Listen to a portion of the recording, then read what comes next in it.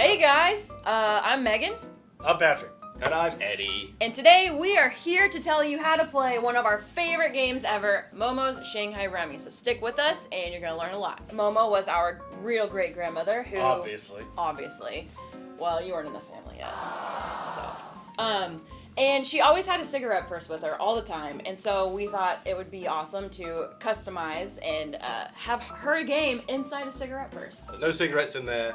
We've just got 2 decks of cards. That's what you'll find when you open up Momo's Shanghai Rummy. But they're not quite normal cards, are they? Momo loved using black 2s as Joker, so in homage to her, we turned all of the black 2s in these decks to our wonderful Momo, who is the Joker. This card can play on anything, you can do anything with it. It's the most special card in the entire deck. Looking at the back of the cards, you can tell there's 2 separate decks, but for a standard game, you're going to shuffle them all together anyway.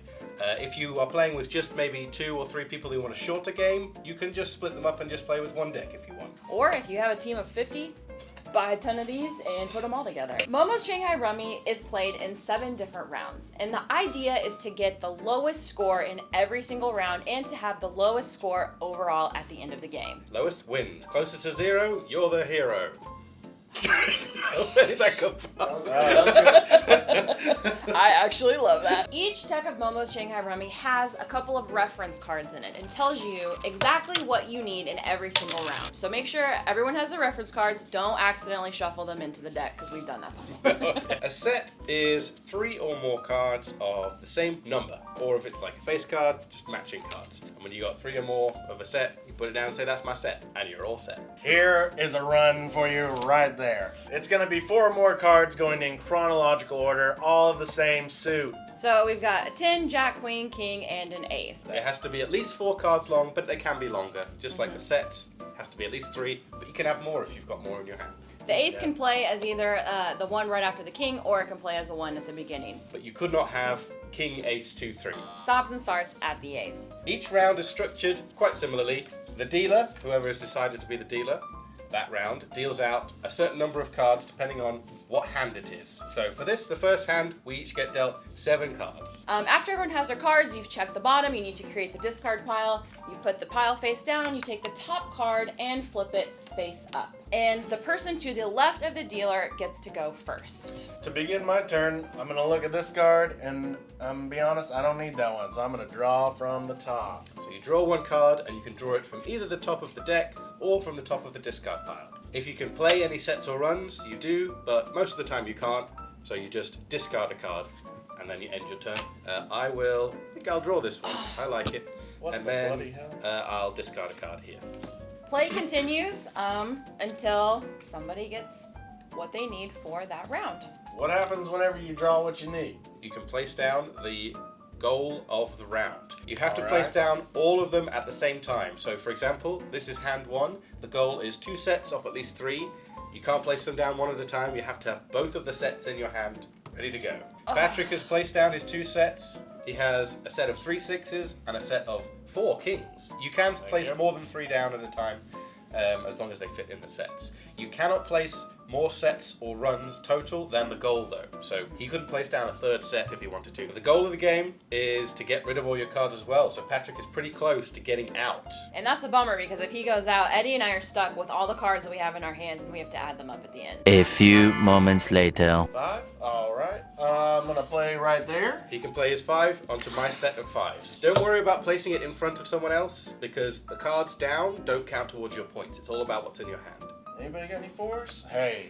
Oh 4 there, And and he- then... Ends his turn by discarding a I'm card, out. which Dang gives him it. no cards left, and the round immediately ends. No one else gets any chance to play any more cards. At the end of each round, everyone counts up their points and adds them to their total. Someone should be, I don't know, keeping a notepad to keep track of their scores. The winner of each round, the person who goes out, they're going to have no cards in their hand. They're going to add 0 to their score, and that's the best score you can get for a round. Now we're ready to start the next round, and since I dealt last time, the person to my left is the next dealer, and that's how the dealer goes, to the left every single time. And you deal out a number of cards told on the reference sheet for whatever hand we're on. So if we're on hand 2, we each get 8 cards this round. The goal changes each time. Last time was 2 sets, now our goal is to get 1 run and 1 set. Alright, so I start my turn by drawing a card, and then I'll discard a card. Okay, get rid of that.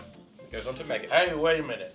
What if I want that card? Let me look at my hand, Patrick. It turns out that I actually don't need the card that Eddie discarded, so if anybody else at the table wants the card, they have the opportunity to buy it. Patrick needs the card for his hand, so he can buy it by picking up the card that was discarded and also picking up the top card of the pile. Buying cards is a good way to get those cards that you need because you can see them and you might know that that's the one that you need. But it comes with a risk because you're going to add more cards to your hand, bringing up your total, making it harder for you to get all of your cards down. So Patrick, what if multiple people want the card? First come, first serve at that point. No.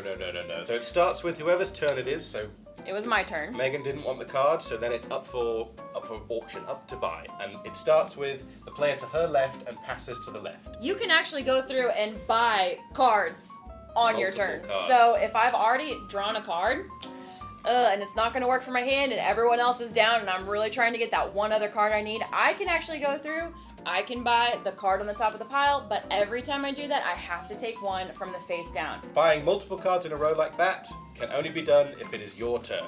Patrick's laying his cards down, but he's using a couple of jokers in there. Jokers can replace any card you want. And for here, I have them replacing my Jack of Spades and my King of Spades so I can complete my run.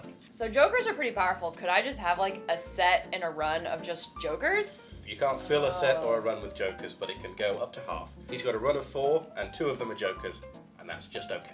You can buy jokers if they're already down on the table and you have the card that they are replacing. If you buy a joker from someone else, you have to use it immediately and lay down your sets/runs. So Patrick, I have the Jack of Spades. Can I please trade that out for your joker?